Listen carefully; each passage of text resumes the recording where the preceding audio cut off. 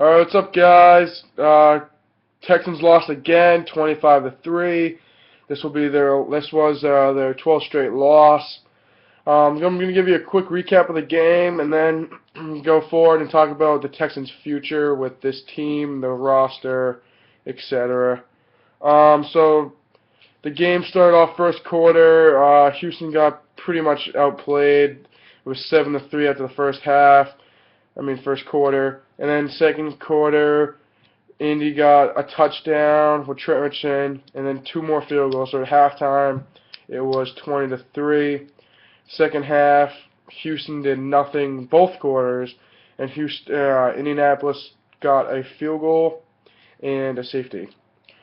And that pretty much recaps the game scoring-wise. Only scoring 3 points, you're not going to really win a game, especially against a team that already put up 7 in the first quarter. So they look pretty bad all game. No really good break, and there's no really good positives out of this game. They played pretty bad on both sides of the balls. And so now to this little topic I want to go into a little bit is my new thing, not a new thing, but what they need to start doing. Last week, after Gary Kubiak was fired, owner Bob McNair stated that he believed this team was built to win now. I don't know if he's been watching the same games I've been watching the last 12 weeks, but this team is not built to win now. They have a lot of veterans who are nearing the end of their career, who, quite frankly, cannot stay healthy and just can't. They can't compete with those premier teams like New England, Seattle, San Francisco, Baltimore. They can't. They couldn't compete with those teams right now. Denver, Chiefs.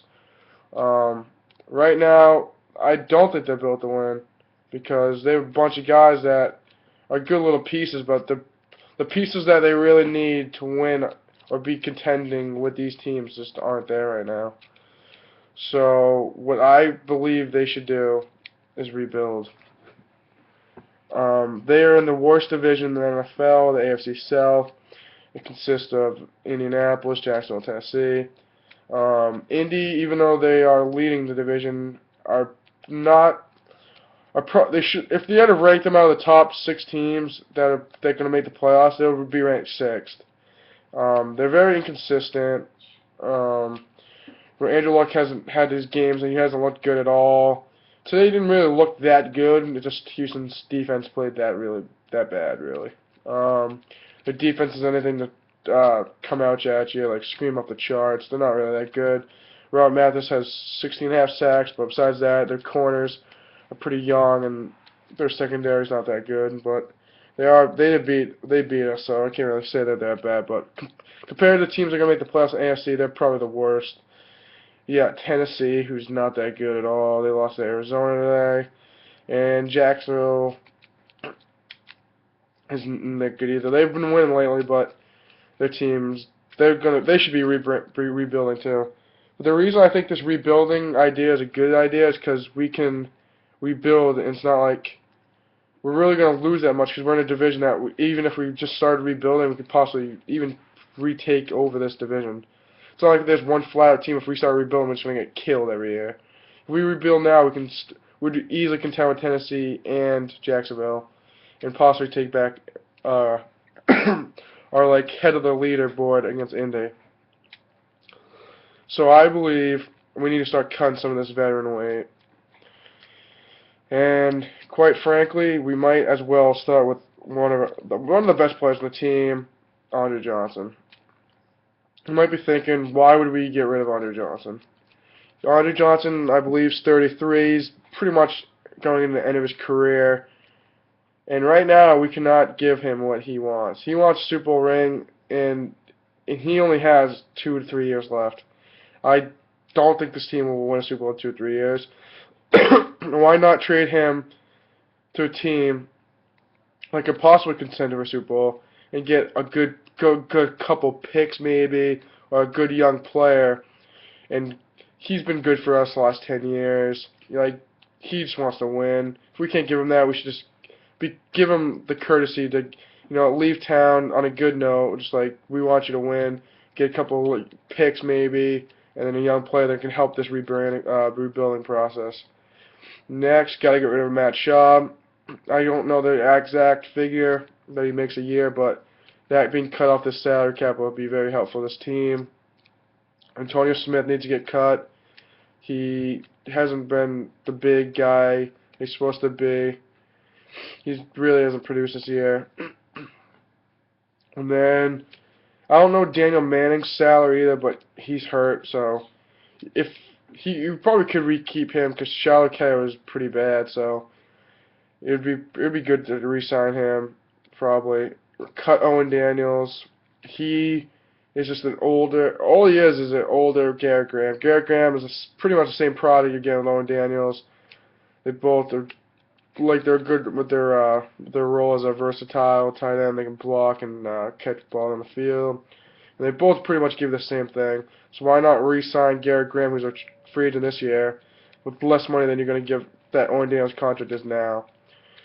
And then you need to get rid of Derek Newton and whoever they want to put at right guard, because they're terrible too. They're embarrassing this team. They can't cover. I mean, can't cover for them saying. They can't block anybody. Derek Newton was like a 7th round pick, I believe, and he hasn't shown up.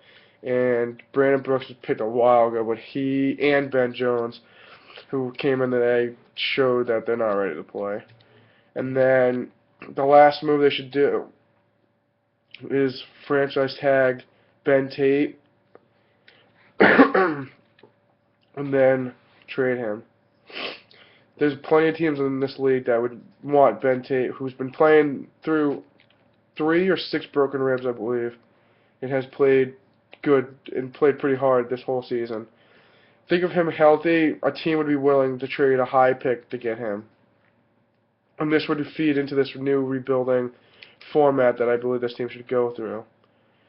Starting at the top, the rebuilding, we got to get a quarterback, trying to think of things we need. Quarterback, get rid of RJ Johnson, we need another receiver, we need another backup running back, we need a guard and a tackle, we need another defensive lineman, we need a couple linebackers, we need at least 1 or 2 corners, and we need another strong safety, I think. Whatever KO is, we need another one because Daniel Manning's getting old.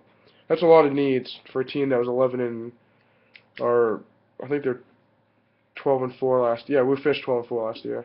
So a team that 12-4, that's a lot of needs for this year.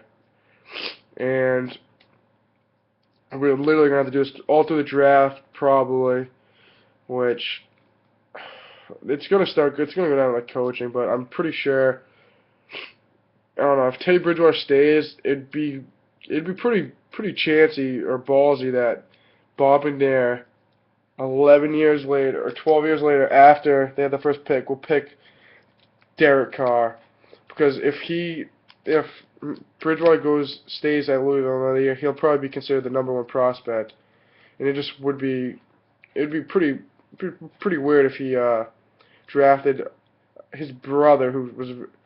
Even though Carr didn't do that good, he didn't really have a chance. But drafting his brother 12 years later to try to rebuild this team, and when his brother was given the reins to start this franchise off, and pretty much didn't get off the ground.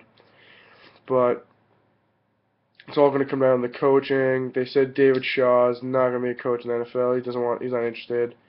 So I heard that Bill O'Brien from Penn State, who was a coach for the Patriots, is interested in coming back. And why not offensive-minded coach?